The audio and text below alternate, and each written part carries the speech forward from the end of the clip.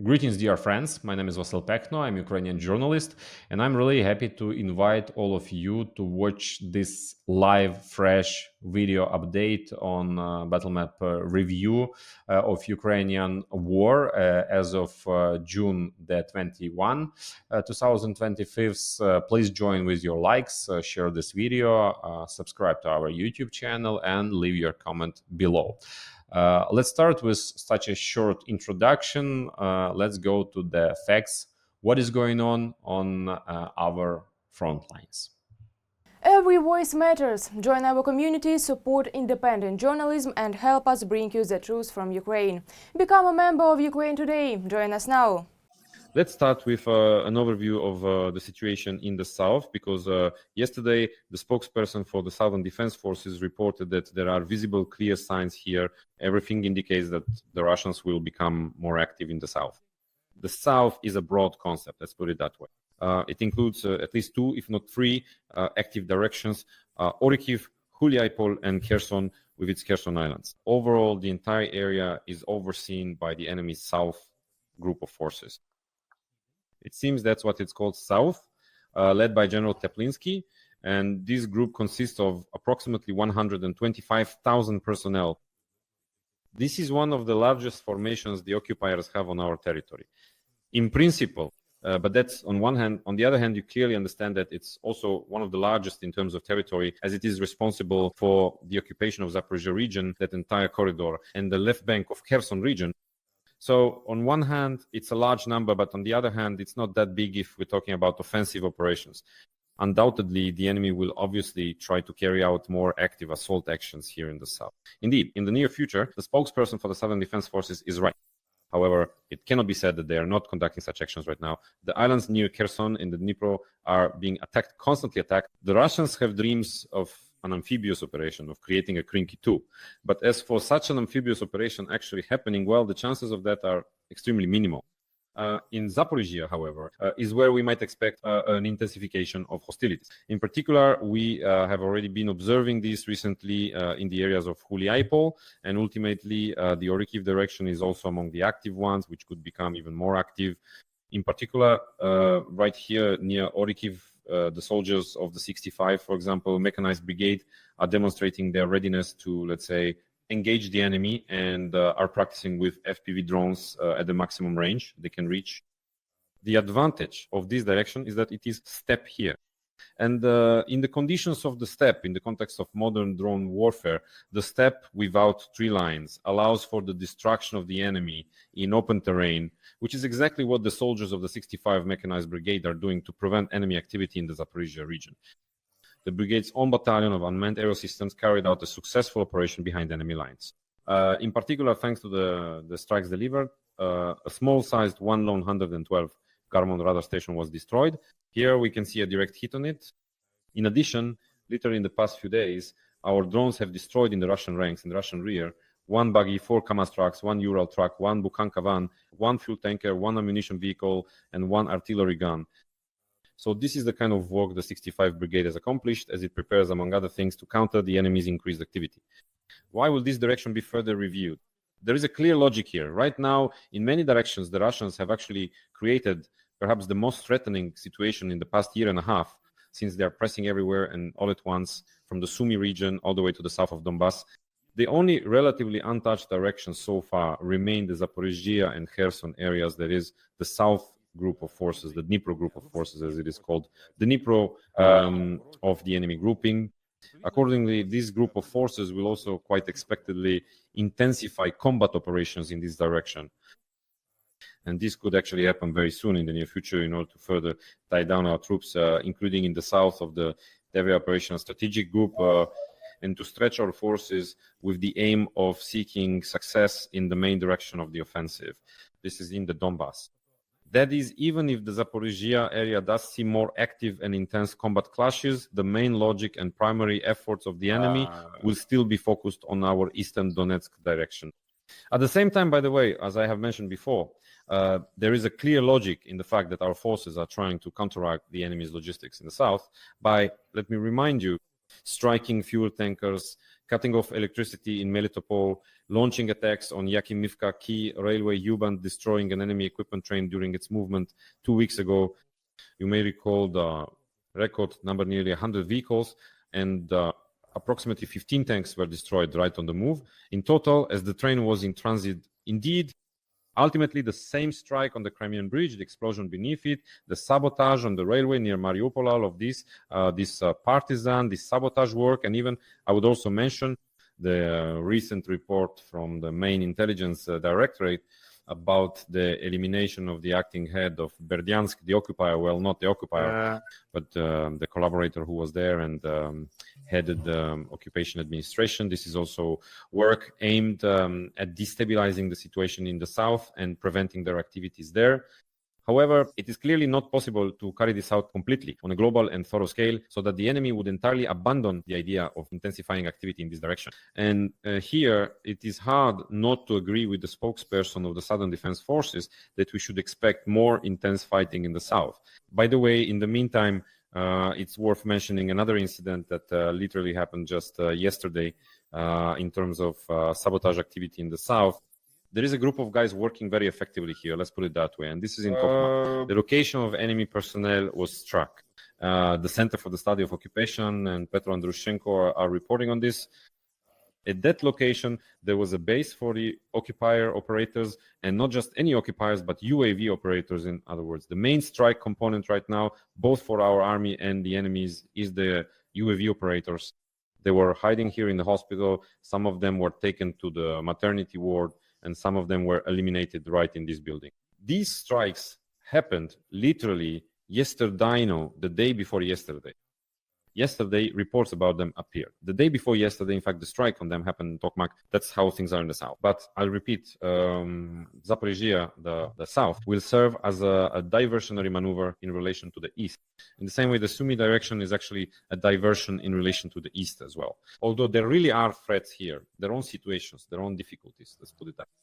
By the way, on the Sumy direction as well, but this time in the Kursk region, strikes were carried out on the locations of UAV operators. However, in that case, it was our saboteurs, and here it was operators who carried out the strikes. For example, a strike with GBU-39 bombs hit the positions of Russian UAV operators in the Kursk region. This is already the work of our aviation. 3 or 4 bombs come in well. Ideally, 4 should hit and completely destroy to 0, essentially wiping out this position of the occupiers. This is the second example of work targeting a critically important component of both military forces right now, the UAV operators. And returning to the situation in the Sumy region, it's actually important to note one thing. I was one of those who consistently defended the view that there are defensive fortifications in the Sumy region. I still stand by my words, in fact. I continue to hold the same opinion because I rely on the words of those units, those soldiers with whom I communicate. And in reality, they say that the fortifications do exist more than once. And in fact, I have also mentioned this in my reviews. The opinion that the main fortification lines on our side run through locations such as Khotin and Pisarivka. And I'm not lying about this. You can check all of this in my previous reviews. Mariain. And all the way to Miropilia, this is the kind of defensive line for which the occupiers have minimal chances to advance further. Minimal, provided that, well, of course, we will have proper management of the resources we have here in Sumy region. And in this line, however, there is one populated area that is very important for this belt of defense, it's Yunakivka. From all the conversations I've heard, by the way, let me say right away, the border strip in terms of defensive fortifications has never really been taken seriously, because in reality, even during the Kursk operation, it was theoretically possible to build engineering and fortification structures here to improve them, particularly to adapt them to the conditions of modern warfare. But in reality, the border area has always been seen as a buffer, essentially the front line, the zero line, and the construction of such major fortification structures there was considered impossible. That is, it relied solely on the defense force units who were supposed to carry out some targeted improvements and strengthen their positions there. The second and third lines, however, are the responsibility zone of both the military engineers and the regional military administration. So essentially, the second and third lines on that blue strip from Khotin to Myropilia, That's the line. According to the statements and assurances I hear from the military, that the occupiers will not get past. But Pisarivka also, sorry, not Pisarivka, but Yunakivka should have become another very important line, a barrier to slow down the enemy. In fact, Yunakivka did become such a line. Yunakivka is right here. In fact, Yunakivka did become such a barrier. To be honest, yesterday, I have to say something really pissed me off. I use that word. It really got on my nerves. It was the information that the deep state analysts published yesterday. I didn't know about it, but let's look at this photo. It really is irritating, especially the bottom right photo and also the top left one. These are photos of what are called dragon's teeth. They're one of the components of our defensive lines just piled up in a heap. Scientifically, they're also correctly called tetrahedrons, anti-tank obstacles, dragon's teeth. They were supposed to be placed as a component to complicate the movement of enemy vehicles, the movement of enemy motorcycles, and generally enemy infantry. Barbed wire is stretched between them, between these tetrahedrons. And all of this is meant to slow down enemy infantry. But for some reason in Yunakivka, I don't know why, and honestly, it really triggers me. For some reason, they're just piled up together again. We saw exactly the same situation at one time in the north of Kharkiv region exactly a year ago. In May of last year, when the Russians were conducting their offensive here, this shouldn't be happening. Why did this happen? This requires an explanation. In fact, right now in Yunakivka, deep state members are saying that the Russians have run into the only effective engineering structure or fortification that was there. It's an anti-tank ditch that, as deep state puts it bluntly, saved our asses along with its mines, both anti-personnel and anti-tank, and barriers.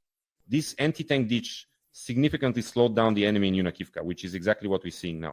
Well, besides that, of course, there's also the problem that no matter how defensive or fortified the structures and fortifications are, you still need people who can hold them. Deep state writes about this as well. But in reality, this is negligence. To have them lying around like this since winter, as Deep State reports, because they checked satellite images, and since winter, these dragon's teeth have just been lying there in piles like that. This is double negligence, because A, they haven't been placed at the positions actually. It's even triple negligence. B, money was spent on them, obviously. These concrete pyramids had to be manufactured. Money was spent on them. And in fact, this is inefficient use of funds. And now, friends, all of this is ending up in the hands of the enemy. That is, now the enemy will be using this because it's already in the red occupied territory. And this is truly triple negligence that we are witnessing in the Sumy region. Here, I'm not going to defend or justify anyone. This is really a situation that is extremely, extremely concerning. This is something worth mentioning, especially in the review of the battle map. Now let's move on to the direction of the enemy's main offensive. As I said, that is the Donbas and will remain the Donbas, particularly with the centers in Pokrovsk and Kostiantynivka. In fact, right now, the enemy is demonstrating two types of such movements. In Kostiantynivka, it is trying to flank the Kostiantynivka direction toward Drushkivka with the aim of cutting off Kostiantynivka's logistics from the rear in these areas, and not even necessarily by physically cutting them off, but at least by using drones to do so. The enemy is trying to carry out the same maneuvers on the southern flank of Pokrovsk, advancing toward the Dnipropetrovsk region, and further, with the aim of cutting the road that connects Pokrovsk. And there is a third direction, a more general one, where the enemy might move. This is in the direction of Dobropilya. And unfortunately, by the way, recently at the junction of the Pokrovsk and Kostiantynivka directions, the enemy has in principle been demonstrating the potential for such an advance toward Dobropilya, because among the latest developments, the enemy has started to act actively in the settlement of Koptieva. From there, they actually have a covert opportunity to move toward Mirnorad, towards Dobropilya or toward Drushkivka, with the aim of encircling and cutting off the logistics of Kostiantynivka. But this salient that we have along the Pokrovsk-Mirnorad-Kostiantynivka highway still hasn't been eliminated, and obviously under the current circumstances it can't be eliminated anymore. And the enemy continues to in fact dictate the initiative to us. Essentially, combat operations at the planning level are about making it so that the main task of the troops is to impose our initiative on the enemy, to force the enemy to follow our plan, our scenario for the fighting. Right now, the worst thing happening in the Pokrovsk direction is not even the enemy's advance, but the fact that they are imposing their own pattern of combat on us. Well, this is bad news. The good news is that these kinds of gradual advances by the enemy actually require more and more resources from them. Already now, the reserves that were supposed to solve these tactical tasks and begin urban combat for Kostiantynivka, for Pokrovsky, and so on, have been committed to battle. At the moment, this has not happened. In other words, the enemy is expending more of its resources without achieving its objectives as quickly as it would like. I understand that this is little consolation for us, but we also need to understand our own position. So far, we have not been able to turn the tide and seize the initiative in the Pokrovsk direction. In addition, further north, closer to Kostiantynivka, a number of other events are taking place here. In particular, from the area of Romanivka, the Russians are trying to advance not so much to threaten Kostiantynivka, but rather to get behind Toretsk. And it was here this week, to sum it up, that one of the massive and very atypical offensive operations was carried out by the enemy, involving the use of heavy armored vehicles. Footage of this offensive has been appearing for 4 days now from different units, from various angles. This in particular is video from the 4th Battalion of the 101st Brigade of the General Staff Guard, which is operating in this Kostiantynivka direction. And it shows from another angle the destruction of enemy equipment, during which the enemy used up to 40 pieces of equipment and 15 units were destroyed. In particular, as we can see, heavy armor vehicles were also used. We won't watch this video all the way through here. Well, we can see basically that in roughly the same location, both heavy armored vehicles were destroyed, and now they're about to take out the motorcycles as well. I'll skip to the final frames, which look, well, very impressive. Here is this scorched area, this field, just a dead field of equipment and the anti-tank ditch, into which an enemy vehicle simply plunged and stayed there forever. The footage is quite striking. In fact, I'll even pause on a frame. Very striking footage. The Russians carried out such a mechanized, very rare attack, specifically in the Kostiantynivka direction during this week. For what purpose? With the aim of breaking through the defenses in the Romanivka area and getting into the rear of Toretsk, which they still cannot break, no matter how difficult and critical the situation has been here for a long time. In the same way, they cannot break the defense of Chasiv Yar either, which they are assaulting back and forth, even crawling through the pipes of the Siversky Donetsk Donbas canal. And this situation has been going on practically 24/7. And 24/7, they are in the pipes of this canal, in this pipe war. They are being tracked, among others, by the drone operators of the 5th Separate Assault Brigade. Here is some fresh footage from them from yesterday, showing how the occupiers are once again climbing into the pipe, and once again our drones are destroying them there. Actually, this pipe warfare, these episodes previously successful ones, were used in Avdiivka, they were used in Bilohorivka, and they were used during the Kursk operation. In some places they were successful, in others not successful at all. But overall, in Chasiv Yar, you can see how many holes have been punched in this pipe. The entire collector pipe of the Siversky Donetsk Donbas canal has been destroyed by aviation. And overall, it can be said that in principle, previous mistakes have not been repeated. The occupiers there are being monitored, and the occupiers there are being eliminated. In particular, we can see this now in the footage from the 5th Separate Assault Kiev Brigade. And, well, another type of drone used, though, in this case, ground drones I'll show from the Pokrovsk direction, from the 25th Airborne Brigade. Friends from the 3rd Battalion sent me a video yesterday showing how in the area, this is in the south of Pokrovsk, the Lysivka area, they are destroying the enemy here with the help of ground kamikaze robots. This is their first use of such robots, although in the armed forces of Ukraine, ground robotic complexes have actually been used as kamikaze for quite some time. And I have a friend, Sashko Yapchanka, the commander of the ground robotic system service of the Da Vinci Wolves battalion, who also operates in the Pokrovsk direction. So he actually has a certain theory that kamikaze ground robotic complexes are in fact our chance to reduce the firepower imbalance between us and the enemy. What is this actually about? The thing is, the Russians drop tons of explosives on our soldiers' heads every day. Nearly 100 glide bombs, thousands of artillery shells, and of course, drones also deliver these strikes. On our side, there is artillery at work, there are drones in action, but there is much less activity from aviation, even though it is aviation that provides the main firepower. So what do ground-based robotic systems have to do with all this, actually? These kinds of kamikaze units, as you can see, are actively and rapidly pushing toward the enemy position, toward the enemy shelter with their explosives in order to eliminate the 4 occupiers who are holed up in the base. And ground-based robotic systems are relevant here because the enemy is using aviation and dropping a lot of explosives on our heads. And instead of aviation, which we don't have much of, and we also don't have many bombs for it, we can at least try to create a kind of parity using ground-based robotic systems. With these ground platforms, we can also transport hundreds of kilograms of explosives, deliver them to the occupiers' positions, and in this way at least try to approach this option of parity or leveling the situation in terms of explosive firepower that we can inflict. Well, now we're reaching the climax in the video of the 25th This is exactly the NRC unit that entered the basement and eliminated 4 occupiers inside. That's the idea, because there are NRC units that deliver, say, 1 TM mine, 2 TM mines, 3 TM mines, and there are NRC units that can carry an entire FAB. And just imagine an FAB being delivered so precisely and purposefully right onto the position of an enemy dugout. Of course, it needs to be delivered there, but it's all possible. And this is an alternative option. There is an attempt to balance the parity in terms of firepower against the enemy. Let us know in the comments, after all, what you think about this. However, there is the issue that NRKs are, after all, not exactly cheap devices, but this production needs to be scaled up so that eventually it becomes more affordable. Well, I'll wrap up today's review with a certain know-how from our armed forces. This is the 420th Separate Battalion of Unmanned Systems Corps. Take a look at what they're using.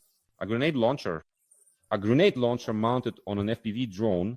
Honestly, I swear I've never seen this kind of strike before. And by the way, as you can probably see for yourself, you can very clearly see, as you can probably already tell, that this is a specialized know-how carefully developed and engineered by the Ukrainian drone workshop known as Wild Hornets, who have already successfully adapted a variety of firearms, including assault rifle. I think they even managed to adapt an RP gun. They've also adapted machine guns, as well as fire launchers, basically. Almost anything you could possibly think of or even imagine. And now even grenade launchers are mounted on FPVs. Honestly, when you look at this, you have no idea where all of this will end up technologically. Who could have foreseen all of this? These are simply fantastic developments, fantastic people, fantastic engineers who are making all of this happen. Thank you, respect, and honor to you, friends. And above all, to our fighters. You can also show your appreciation for my work. If you'd like, leave a like, write a comment, subscribe to us, and take care of yourselves, friends. All the best, and see you next time.